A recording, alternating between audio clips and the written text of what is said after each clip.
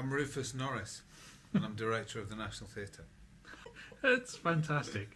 It's really good to hear those words.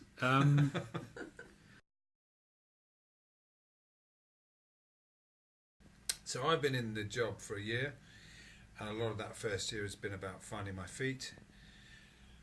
But also we did try and put our kind of money where our mouth is.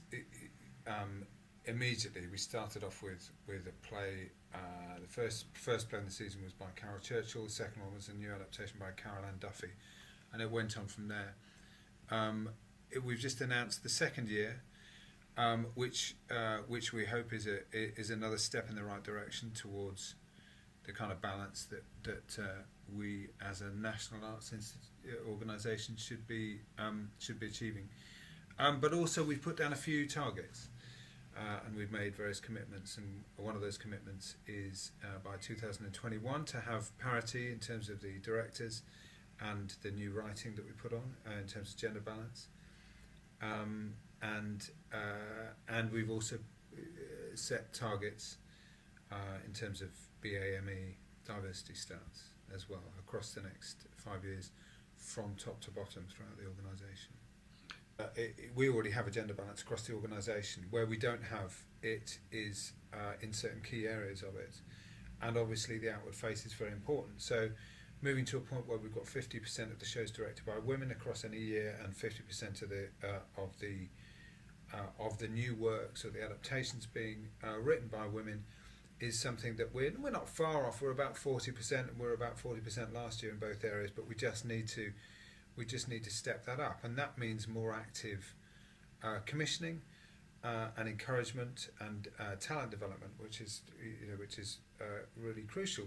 But we have to produce great work. That's what we live or die on the quality of the work. So we've got to make sure that with these commitments we take a very profound and thorough view about how we're going to make sure that these artists in particular are absolutely confident going into those arenas.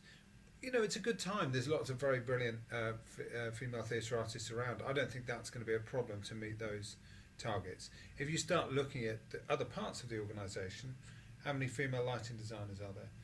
How many women do you get in the carpentry workshop?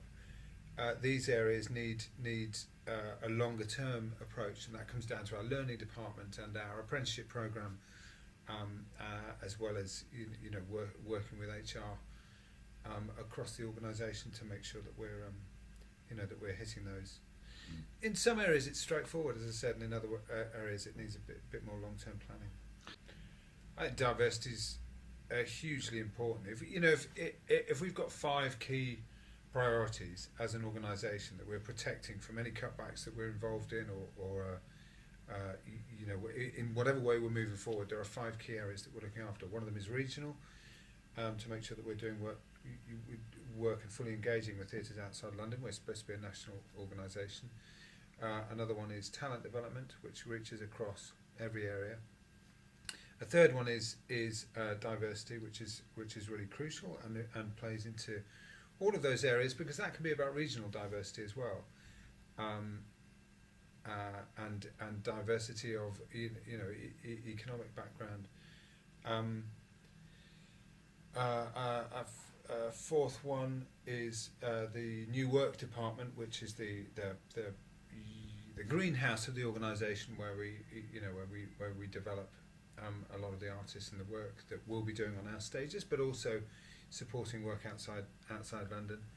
And the fifth one is the learning department, which is really crucial because it underpins absolutely everything else. In terms of diversity, it's really quite simple in a way. We're a national organisation, half the nation is women, and a certain percentage of it is BAME, and a certain percentage of it is deaf and disabled, or has disability in a number of different ways. In terms of the BAME, the loose figures are 13% across the country and 40% in London. We're based in London, but we serve the country, so we're aiming for 20%. It's not, I can talk about the value of a mixed, ecology of conversation and debate, and the long history of ways that different communities, different immigrant communities have contributed to the culture of this country or that country, or countries that huge countries that we could name that are built entirely upon that.